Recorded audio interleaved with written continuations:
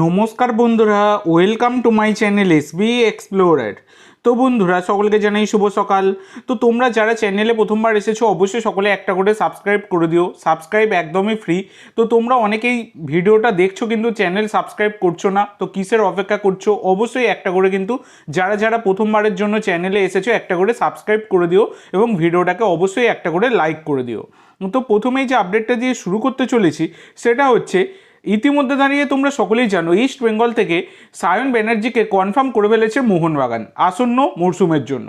তো এর পরবর্তী টার্গেট মোহনবাগানের আরও দুজন প্লেয়ার রয়েছে, ইস্ট বেঙ্গলের প্লেয়ার, যাদের কিন্তু এই 31শে মেতেই চুক্তি শেষ হয়ে যাচ্ছে, যেটা হচ্ছে জেসিন টিকে প্রথম নাম।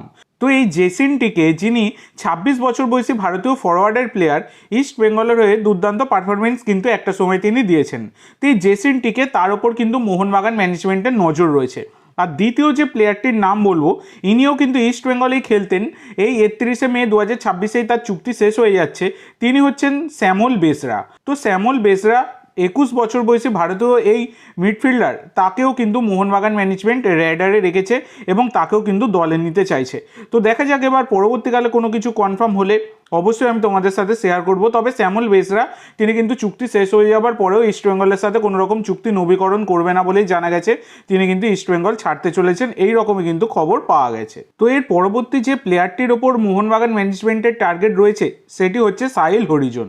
তো এই সাহিল হরিজনের খবরটা কিন্তু এমবিএফটি তারা কিন্তু জানিয়েছে, যেটা হচ্ছে 20 বছর বয়সী ভারতীয় এই অ্যাটাকার সাহিল হরিজন, বর্তমানে তিনি কিন্তু ইন্ডিয়ান ফুটবল লিগের ক্লাব মানে আই লিগ যেটা ছিল আগে, সেই ক্লাব ডায়মন্ড হারবার এফসির সাথে যুক্ত ছিলেন এবং ডায়মন্ড হারবার এফসি তারা কিন্তু এবারে ইন্ডিয়ান ফুটবল লিগ চ্যাম্পিয়ন হলো। তারা হিসাব বলছে তারা আইএসএলে প্রমোট হবে, কিন্তু এবার দেখো কিভাবে কি হবে জানা নেই। আইএসএলটা যেমনভাবে চলবে সেইভাবে হবে। যাই হোক, সেই কথায় আসছি না। তো এই সাহিল হরিজন, তার ওপর কিন্তু মোহনবাগান ম্যানেজমেন্টের একটা কড়া নজর কিন্তু রয়েছে। তো এই প্লেয়ারটি কিন্তু ভারতীয় অনূর্ধ্ব 23 দলেরও প্লেয়ার, যথেষ্ট প্রতিভাবান প্লেয়ার এবং দুর্দান্ত প্লেয়ার। তো এই সাহিল হরিজন, যেহেতু সন অফ সয়েল দরকার এই কলকাতা ফুটবল লিগের জন্য, বেশি পরিমাণে দরকার, সেহেতু কিন্তু এই সাহিল হরিজন একটা প্রধান টার্গেট মোহনবাগান ম্যানেজমেন্টের। তো দেখা যাক এবার কী হয়। তো এর পরবর্তী যে আপডেটটা তোমাদের সাথে শেয়ার করতে চলেছি, এইটাও কিন্তু এমবিএফটি তারা কিন্তু জানিয়েছে, যেটা একজন মোহনবাগানের প্লেয়ার যিনি মোহনবাগান ছেড়েছিলেন, তো সেই ঘরের ছেলে আবার কিন্তু মোহনবাগানে ফিরে আসছেন। সেটা হচ্ছে 23 বছর বয়সী ভারতীয় ডিফেন্ডার রাজ বাসফোরে। তো রাজ বাসফোর তিনি কিন্তু মোহনবাগান ছেড়ে যোগ দিয়েছিলেন চেন্নাইন এফসিতে, আইএসএলের ক্লাব চেন্নাইন এফসি। তো সেখানে তিনি একদমই বলতে গেলে গেম টাইম পাননি। তো সেই রাজ বাসফোর তিনি কিন্তু বসে বসেই তার সময় কেটে গিয়েছিল এবং যেহেতু একটা সিজনের চুক্তিতেই তিনি গিয়েছিলেন, তাই এই 31শে মে 2026-এই তার কিন্তু চুক্তি শেষ হয়ে যাচ্ছে এবং চুক্তি শেষ হয়ে যাওয়ার পর এই রাজ বাসফোরে আবার তিনি কিন্তু ফিরছেন মোহনবাগানে। এই রকমই কিন্তু এমবিএফটি তারা কিন্তু দাবি করেছে। এই ডিলটা একদমই ক্লোজ হয়ে এসেছে।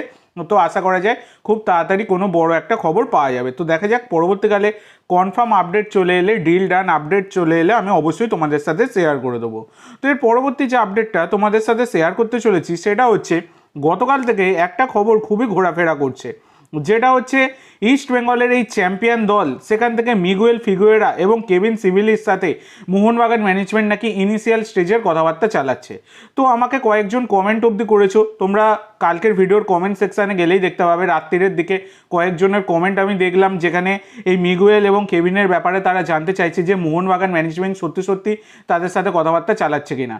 তো দেখো বন্ধুরা, আমার কাছে এরকম কোনো রকম আপডেট এখনও অবধি আমি পাইনি যে কেভিন বা মিগুয়েলের সাথে ইনিশিয়াল স্টেজের কথাবার্তা মোহনবাগান ম্যানেজমেন্ট শুরু করেছে বলে। কেভিন আর মিগুয়েল যে ধরনের পারফরমেন্স দিয়েছে তাদের ওপর অবশ্যই ইন্টারেস্ট থাকাটা তো স্বাভাবিক, যে কোনো ক্লাবেরই ইন্টারেস্ট থাকবে, কিন্তু অস্কার বুজোর ওপরেও অনেক কিছুটা কিন্তু একটা নির্ভর করছে। অস্কার বুজো যেহেতু তার একটা থেকে যাওয়ার চান্স রয়েছে, সেক্ষেত্রে মিগুয়েল তার কিন্তু ইস্টবেঙ্গল ছাড়ার সম্ভাবনা কমে যাবে, কারণ তিনি মিগুয়েলকে রেখেই দেবেন, অস্কার রেখেই দেবেন।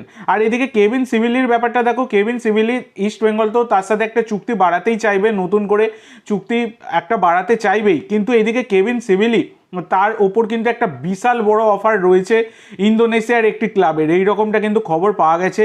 তো কেভিন সিভিলি তিনি যদি ইস্টবেঙ্গলে না খেলেন তাহলে যদি তিনি ইন্দোনেশিয়ায় যান সেই ব্যাপারেও কিছু অবাক করা কিছু থাকবে না। তবে মোহনবাগান ম্যানেজমেন্ট কথাবার্তা শুরু করেছে কিনা এই বিষয়ে কিন্তু কোনো রকম খবর পাইনি।